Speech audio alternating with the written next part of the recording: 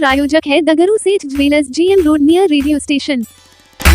Mithila student union के कार्यकर्ताओं ने मिथिला विश्वविद्यालय के कुलसचिव के कार्यालय के समक्ष किया प्रदर्शन। गुरुवार को मिथिला विश्वविद्यालय के कुलसचिव डॉक्टर अजय कुमार पंडित के कार्यालय के समक्ष मिथिला स्टूडेंट यूनियन के कुछ कार्यकर्ताओं ने प्रदर्शन किया। यह प्रदर्शन 2 मांगों को लेकर की गई थी, जिसमें पहली मांग विभिन्न महाविद्यालयों में हो रहे प्रथम सेमेस्टर के नामांकन में छात्राओं से लिए जा रहे पैसे को लेकर थी। मौजूद कार्यकर्ताओं का कहना था कि सरकार के द्वारा साफ जारी किया गया है कि किसी भी छात्राओं का, चाहे वह किसी भी समुदाय से हो, उनका स्नातक से लेकर स्नातकोत्तर तक की पढ़ाई में कोई फीस नहीं लगेगा। फिर भी कॉलेजों के द्वारा जानबूझकर पैसे लिए जा रहे हैं। साथ ही दूसरी मांग उन्होंने रखा कि हम लोग इस बात को लेकर DSW के समक्ष गए थे, लेकिन DSW ने पूरी बात सुनने के बावजूद भी इस पर कोई कार्रवाई नहीं की और हम लोगों से धक्का मुक्की की। DSW आकर हम लोगों से माफ़ी मांगे, साथ ही जो भी छात्राओं से पैसे लिए गए हैं जिस कॉलेज में नामांकन के दौरान, उसे वापस किया जाए। इन दोनों मांगों को लेकर मिथिला स्टूडेंट यूनियन के कार्यकर्ताओं ने प्रदर्शन किया।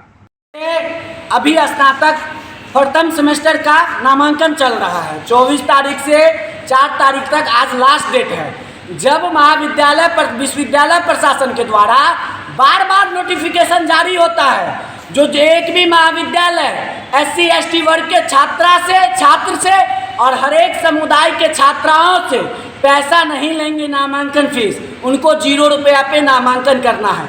उसके बावजूद भी हम लोग को तमाम कॉलेज से छात्र छात्रा का फोन आया है, जो हम लोग से पैसा लिया जा रहा है। जब हमारे विश्वविद्यालय टीम, कॉलेज टीम जब पूरे कॉलेज में घूमे हैं, दरभंगा, मधुबनी, समस्तीपुर, बेगूसराय जब हम लोग घूमे हैं, तब हम लोग को पता चला है जो हर खुलेआम पैसा लिया जा रहा है। आज यही मांग को लेकर जब DSW साहब के पास हम लोग बात करने के लिए आए थे, उपाध्यक्ष आदर्श जी के नेतृत्व में, तब ये हम लोग को कहते हैं जो कौन कॉलेज पैसा लिया गया है, कौन कॉलेज पैसा लेता है। हमने इनको कॉलेज का रसीद दिखा दिया जो 2100 रुपया छात्राओं से लिया जाता है। किस कॉलेज में? DSW साहब को दिखाया। किस कॉलेज में लिया जाता है? बगल में MMTM कॉलेज है, उस कॉलेज में लिया जा रहा है। कितना लिया जाता है? 2100 कुछ रुपया लिया जा रहा है MMTM कॉलेज में। सबूत है उसके? हाँ, सबूत है। वो हम मेरे WhatsApp पे हम आपको भेज देंगे, आप देख लीजिएगा। उसके बाद ये हमें कहते हैं साहब, अरे वो प्राइवेट कॉलेज है, उनको इग्नोर करके चलिए। हम उनको बोले कि भाई हम इग्नोर काहे करें, RB जलान में पैसा लेता है, खुलेआम तमाम कॉलेज में पैसा ले रहा है। जब इनसे बात करने के लिए आए हैं तो ये हमें कहते हैं अरे प्राइवेट कॉलेज छोड़िए ना, इग्नोर करके चलिए ना प्राइवेट कॉलेज को। हम इनसे पूछे, साहब ये बताइए इस विश्वविद्यालय में नामांकन करवाने के लिए कौन आता है, किनका बाल बच्चा आता है? जिनका पिताजी रिक्शा चलाता है, जिनका पिताजी ऑटो चलाता है, जिनका पिताजी किसान है, वही गरीब समुदाय के जो लोग हैं वही इस विश्वविद्यालय में नामांकन करवाने के लिए आते हैं। और महाविद्यालय प्रशासन खुलेआम 2000, 3000, 1500 रुपया ले रहा है और आप एक बार भी कार्रवाई नहीं करते हैं। हम इनको उसके बाद बोले आप बता दीजिए या पूरे विश्वविद्यालय के जितने भी पदाधिकारी हैं AC के चैम्बर में बैठे हुए, उनके एक भी पदाधिकारी का नाम बता दीजिए जिनका बाल बच्चा, जिनका बेटा या बेटी इस विश्वविद्यालय से नामांकन करवाए हो। तब ये साहब कहते हैं अरे हमारा छोड़िए ना, हमारा जान के क्या कीजिएगा। तब उसके बाद जब ये हमारे मांगों को पूरा नहीं किए, जब ये हमसे बदतमीजी टाइप पे बात करना शुरू किए, तब हम इनके DSW साहब के कार्यालय के आगे में बैठ गए। और उसके बाद जब हम इनके कार्यालय के आगे में बैठे, तब इनके साथ गेट पे धक्का मुक्की करके उसके बाद ये रजिस्ट्रार साहब के चैम्बर में आए हैं। उसके बाद इनको जब कॉल किए हैं दूसरे नंबर से, तब ये कहते हैं रजिस्ट्रार ऑफिस में है, आइए क्या बात करना है। तब हम लोग को पता चला है, तो अब अभी हम लोग यहाँ बैठे हुए हैं। हमारा 2 ही मांग है, ये हमसे माफ़ी मांगे जो धक्का मुक्की किए हैं, और जितने भी कॉलेज में पैसा लिया जा रहा है 24 घंटा के अंदर रिफंड वापस किया जाए छात्रों को अकाउंट में, या छात्रों के कैश कैश दिया जाए, तभी हम, जब तक हम लोग का मांग पूरा नहीं होगा तब तक हम लोग यहाँ से बहुत उठेंगे। सारे कॉलेज में तो अब ऑनलाइन भी नामांकन हो रहा है। साहब बहुत कॉलेज में ऑनलाइन नामांकन हो रहा है। पता कीजिए, ऑनलाइन वाले जब कॉलेज पे 50-25 रुपया एक्स्ट्रा लेता था, हम लोग उसका भी विरोध करते थे।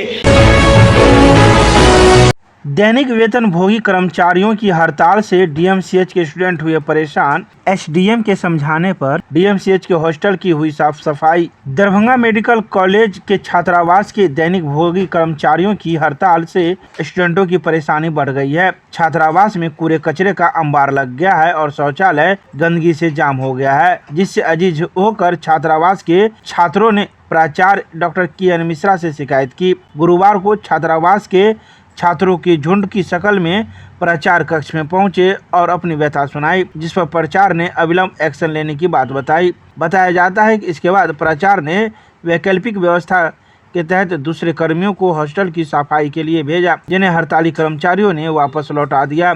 इसके बाद प्राचार्य कक्ष के निकट कॉलेज प्रशासन के विरुद्ध नारेबाजी दैनिक वेतन भोगी कर्मी करने लगे। इसकी जानकारी कॉलेज प्रशासन ने जिला प्रशासन को दी, जिसके बाद मौके पर एसडीएम विकास कुमार के साथ ही बेता थाना अध्यक्ष हरेंद्र कुमार दलवल के साथ मेडिकल कॉलेज पहुंच गए। जहां आए अधिकारी ने बैठे दैनिक वेतन भोगी कर्मचारियों को समझाया, आप लोग शांतिपूर्ण हड़ताल करें और दूसरे कर्मियों को हॉस्टल की सफाई करने दे। इस पर दैनिक भोगी कर्मचारियों ने इनकार कर दिया। फिर एसडीओ ने कर्मचारियों को उनकी मांगों से सरकार को अवगत कराने का आश्वासन दिया। इसके बाद कर्मचारी माने और हॉस्टल की साफ सफाई में जुट गए। वार्ता तो जिनकी जो लीडर्स है वार्ता करने के लिए पटना गए हुए हैं। अभी मेरा मेन कंसर्न ये था कि हॉस्टल है जो 2-3 दिनों से साफ़ नहीं हुआ है। तो मैंने इनको रिक्वेस्ट किया कि भाई आप हॉस्टल में ही रह के अपना जीवन यापन करते हैं, हॉस्टल को साफ़ कर दें, जिससे बच्चों को, स्टूडेंट्स को कोई परेशानी नहीं हो। ये लोग भी मान गए हैं और हॉस्टल को साफ़ करने के लिए चले गए हैं। बाकी जो वार्ता है ये इनके जो लीडर्स हैं वो पटना गए हुए हैं सरकार से वार्ता करने के लिए, और कल आएंगे तो मैं भी जो मदद कर पाऊँगा इनकी ज़रूर मदद करूँगा। दरभंगा के आदर्श थाना लहरियासराय में जिला मुहर्रम कमेटी के सदस्यों के साथ शांतिपूर्ण वातावरण में मुहर्रम संपन्न कराने को लेकर की गई बैठक। गुरुवार को दरभंगा के आदर्श थाना लहरियासराय परिसर में शांति समिति की बैठक थाना अध्यक्ष के नेतृत्व में आयोजित की गई। इस बैठक में जिला मुहर्रम कमेटी के अध्यक्ष के साथ ही अखाड़ियों भी मौजूद थे, जिन्होंने कई बातों की जानकारी थाना अध्यक्ष को दी, तो वहीं थाना अध्यक्ष ने भी कई बातों की जानकारी मौजूद लोगों को दी है।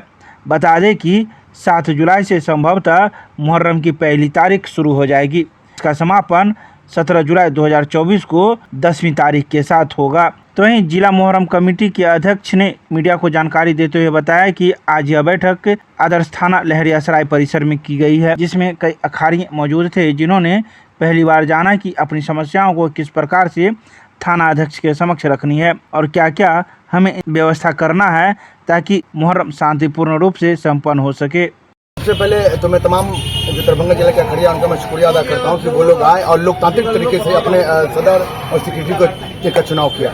ये इस बार उनको मौका मिला और पहली बार ऐसा हुआ कि जो हमारे अखड़िया हैं उनको ये पता चला कि थाने पर आकर के कैसे अपनी बात रखनी है, और ये काम हुआ। यहाँ पर तमाम अखड़िया जो लड़े थे थाने के अंतर्गत आते थे वो यहाँ पहुँचे और आधे से ज़्यादा लोग पहुँच गए। ये बहुत अच्छी बात है। उन्होंने ये अपना जो भी प्रॉब्लम था उन्होंने बताया, उसको यहाँ के थाना प्रभारी ने का मैं दिल से शुक्रिया अदा करता हूँ दीपक जी का, कि उन्होंने एक एक चीज़ को राइट डाउन किया कि कहाँ क्या प्रॉब्लम है, और इनसे वादा किया कि मैं खुद फिजिकल वहाँ पर जाके विजिट करूँगा और जो प्रॉब्लम है उसको दूर करने की कोशिश करूँगा। थाने स्तर पर जो थाना अध्यक्ष महोदय बुलाते हैं जिला मुहर्रम कमेटी को अपने प्रोग्राम जानने के लिए, आज बुलाए हुए थे जो हमारे सदर साहब थाने पे आए हुए थे। मुहर्रम में जो कमी होती है और जिला प्रशासन का जो मदद मिलता है, जिला मुहर्रम कमेटी के जो अभी नए चुने गए सदर सलामुल्लाह खान साहब अपनी कमी को बताए, और थाना प्रभारी भी जो है मदद करने के लिए पूरी तौर से। इस बार तो थाना प्रभारी जो हमारे आए हैं वो एक नया चीज़ हम लोगों को बताए कि लहरियासराय जो थाना क्षेत्र है इसको 8 पार्ट में बांटा गया है।